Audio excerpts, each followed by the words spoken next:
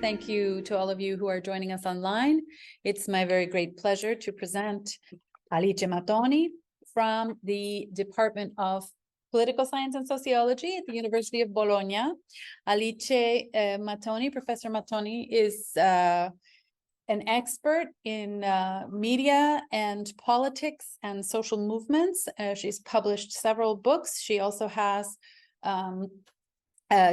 she's been awarded many very prestigious and competitive grants from the European Union funding agencies. She currently is running BitAct, and has just also been awarded another major huge project to study corruption. And Alice also is an editor on Social Movement Studies Journal. And yeah, she's published very widely. She's a very well-known expert in her field.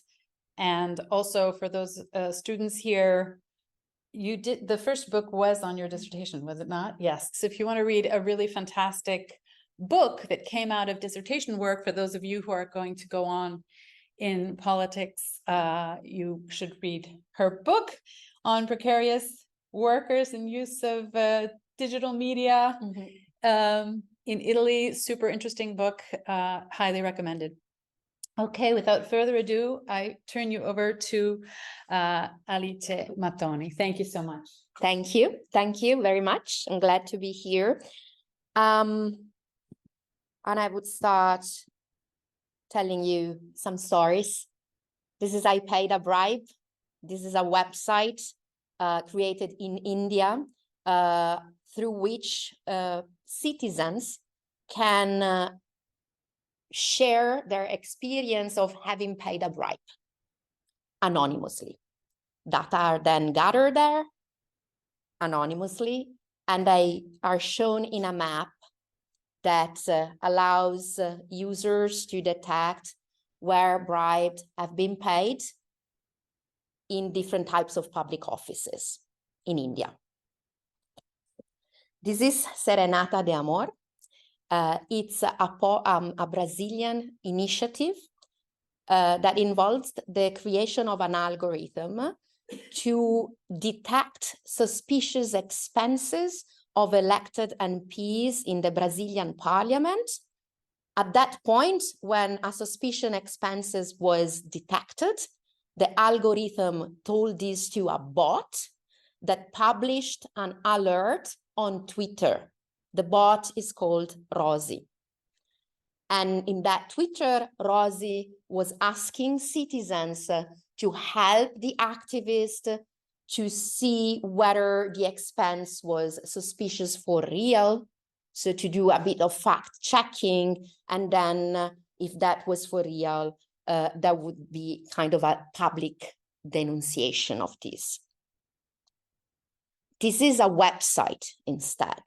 And this website has been created once again by Brazilian activists who engaged in a massive mobilization back in 2010 to pass a law, to propose first, and then to pass a law in the Brazilian parliament named Ficha Limpa, related once again to corruption. And this was the website that supported that massive mobilization. This is named I Will Not Forgive. It's a Facebook group, as you might recognize from the setting there. And it's a tiny group of citizens enraged against corruption in Tunisia after the uprising that occurred late in 2010. I Will Not Forgive. This is a platform instead that allows citizens in Estonia to come together, discuss and debate about potential laws proposal. When they agree on the law that has to be proposed, this is passed to the Estonian parliament that is obliged to consider that law proposal by law.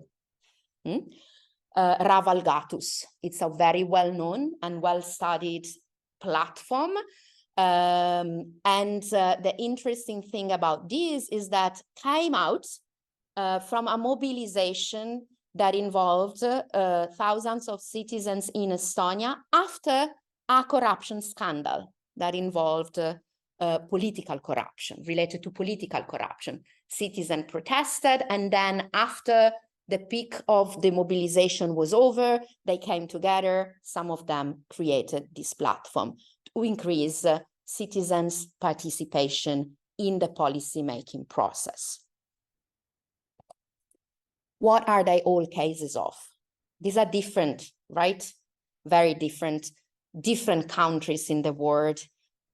Estonia and Tunisia do not have much in common as Brazil and India and other countries in which all these kinds of platforms, digital tools or media emerged. But they are all cases of one thing, I claim, that is at the center of the research project on which this talk is based. They are all cases of anti-corruption technologies. This is the concept that we started elaborating, and I use the we because we are a research team. I'm not alone doing this. We are 6 people involved, gathering data in different countries across the world and analyzing this data, and then seeking to produce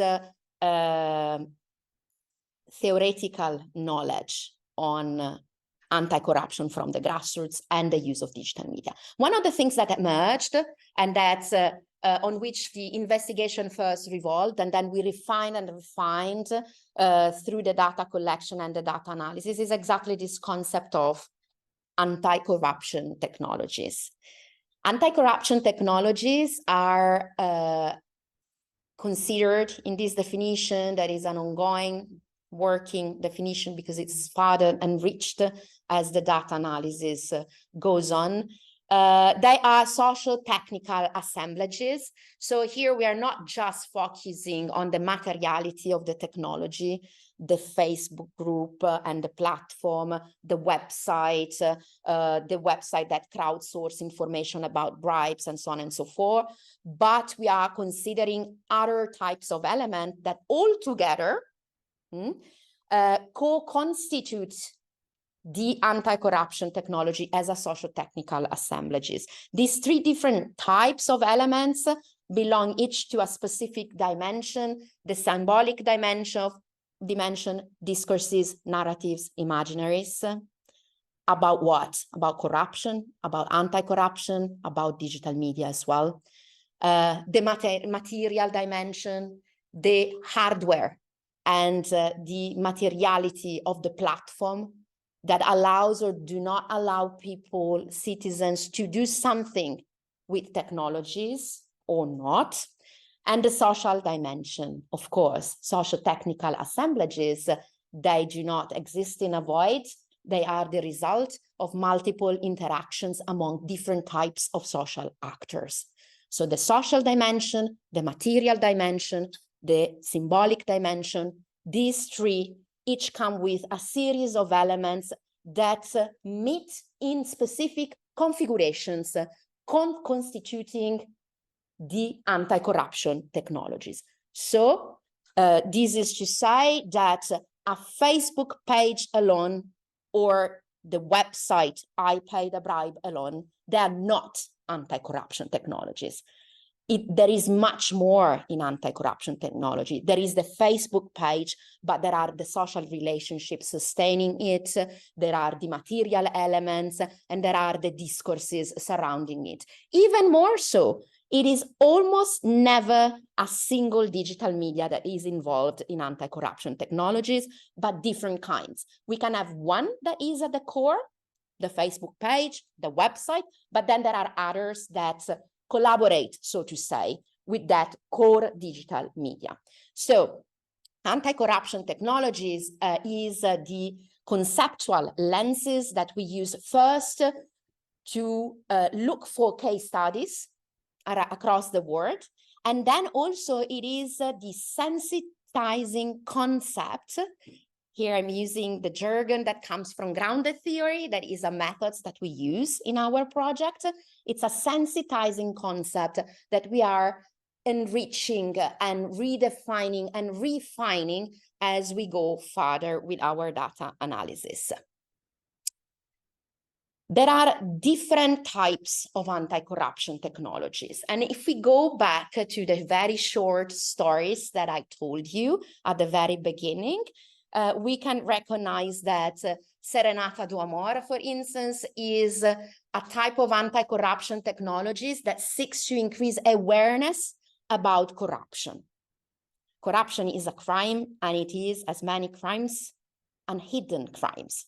Some would even go further, saying that corruption doesn't even have victims. It's a victimless crime. This is a very contested understanding of corruption in the literature, but we do have this understanding sometimes.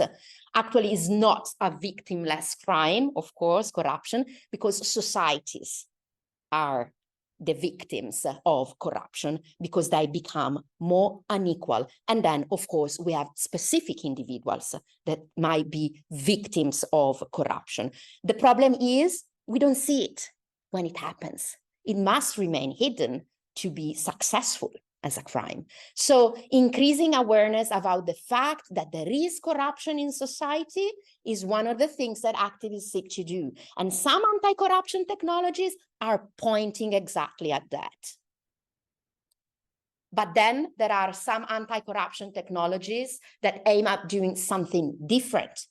They want to mobilize people in the streets or online, or both, most commonly. The websites that sustained the massive mobilization campaign in Brazil to promote Ficha Limpa, the law about corruption, is an example of an anti-corruption technology. And when I say the websites, don't get me wrong, I'm saying the website as the core digital media, but then all the types of different relationships surrounding that, okay? And the various elements.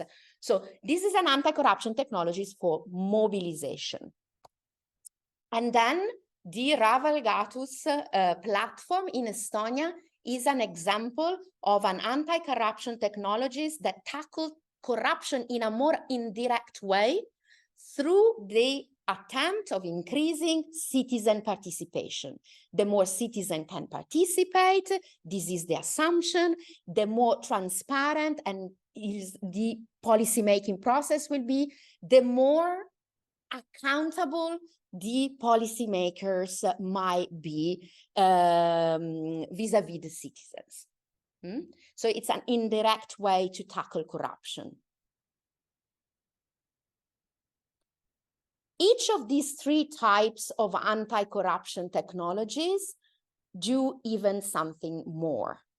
It's not only allowing certain kinds of anti-corruption practices here and now, but it is also experimenting new forms of democratic engagement for the activists and for the citizens, more broadly speaking, that decide to use these platforms.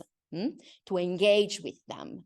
In a way, what they are doing, these platforms, is to prefigure democracy.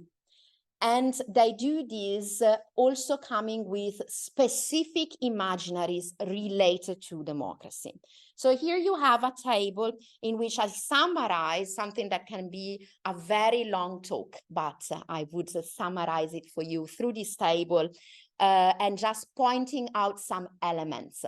So anti-corruption technologies for awareness are strictly linked to a democratic imaginary of monitory or monitorial democracy, in which citizens becomes agents of surveillance from the bottom up, in which the data about corruption becomes sources of information about an otherwise hidden crime.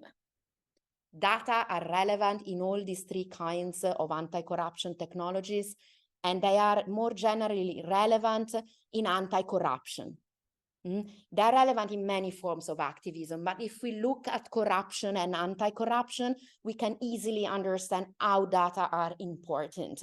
For instance, to reveal corruption, to detect it, to measure it, even though it's very difficult to measure corruption in a given country. The practices that are involved here are different, and it's the discovery of data, and I use discovery on purpose because the data are there, but they are discovered by the citizens that engage with these anti-corruption technologies. Then we have anti-corruption technologies for mobilizations. And here we can see that the imaginary that is related to this type of anti-corruption technologies is the one of agonist democracy, in which conflict in society is seen as something important to safeguard democracy, not as something that should be pushed away because it is dangerous. Through conflict, citizens seek to repair the damages that corruption does. And they engage then in these with these imaginaries of agonism, conflict, to produce social change, to resettle something that corruption unsettled in society through conflict. Here, of course, activists, users, citizens are agents of contention. That is their role. And data becomes not so much sources of information, but resources for mobilization.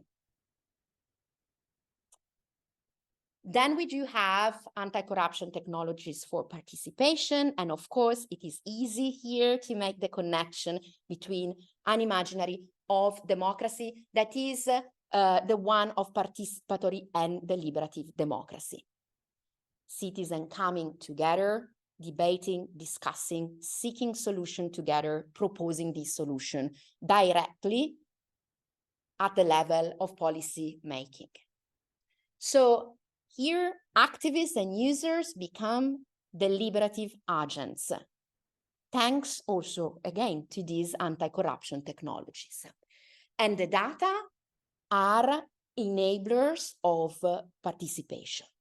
So here you can see how we can develop a different types of understanding also of the role of data in different forms of activism. Data become different kinds of objects for, in this case, anti-corruption activists. They acquire different meanings. They perform different functions, depending to the type of democratic imaginaries that these anti-corruption technologies evoke, but also makes possible to be performed here and now as a form of experimentation. We do have Serenata do Amor as an example of monitory democracy.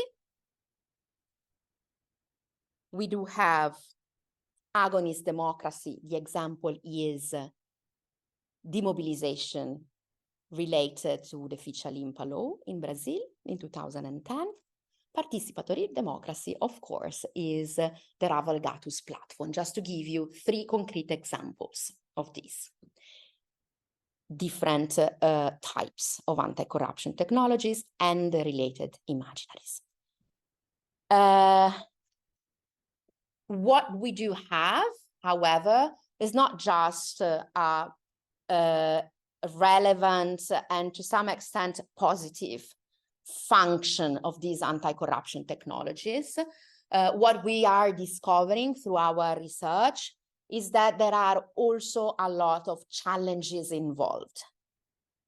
One of the most relevant challenges that we detected across the world, we are studying 9 countries, very different one from the other, is the issue of durability. Durability is connected as a challenge to the 3 different dimensions that I was considering before when introducing anti-corruption technology: the social, the material, and the symbolic dimension. When it comes to the social dimension, durability is directly related to the ability of keeping the social actors involved in these anti-corruption technologies. Which kind of social actors, more precisely? On the one side, the users. Almost all these anti-corruption technologies without active users become empty shells that remain online as relics, basically, on the internet. But then also to keep involved those who initiated the anti-corruption technologies, that had the idea, that started developing that created that put that initiative online, and that they leave for various reasons.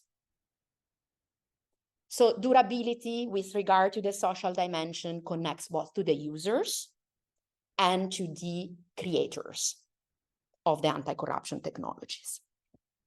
We have the material dimension. The material dimension is related to the actual functioning of the technology. So the capacity, the ability to keep the anti-corruption technologies functioning. And it is not always easy, because a lot of these anti-corruption technologies works, as we were saying before, with data. In some instances, users create data. Think about I paid a bribe. It's the user who say, I paid a bribe, and I write down the report and I populate the website. In other cases, Serenata do Amor, data are there. The algorithm used those data in order to understand whether there was something suspicious about these expenses. What happens when the data format changes? The algorithm doesn't work anymore. It happened at least twice since the beginning of our investigation. At least twice, we saw that Rosie, the bot on Twitter, stopped tweeting. And so we went back to the initiator and say, what is going on here? Why Rosie is not working anymore? Did you abandon the initiative? Something that is plausible, because sometimes this happens. No, they did not abandon the initiative. They passed the initiative to a broader, bigger social movement organization, because they didn't have the capacity anymore to sustain that. But in the meanwhile, the parliament in Brazil changed the format of the data. So the algorithm was not able to wrap them anymore and make sense of them anymore. And so they had to look for volunteers able to rewrite some part of the codes of the algorithms. It took a while. It took a while. So this is what I mean with functioning at the material level.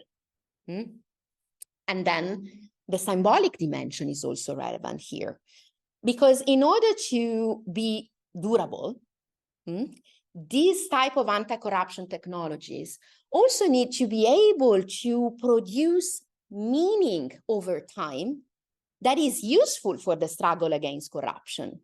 And they have to continuously be able to produce this meaning. Otherwise, they might function very well from the material viewpoint. They might still have people involved, but they would not give back anything meaningful related to corruption and anti-corruption in terms of content, basically. So durability is a big challenge in which these three aspects interlace and influence each other.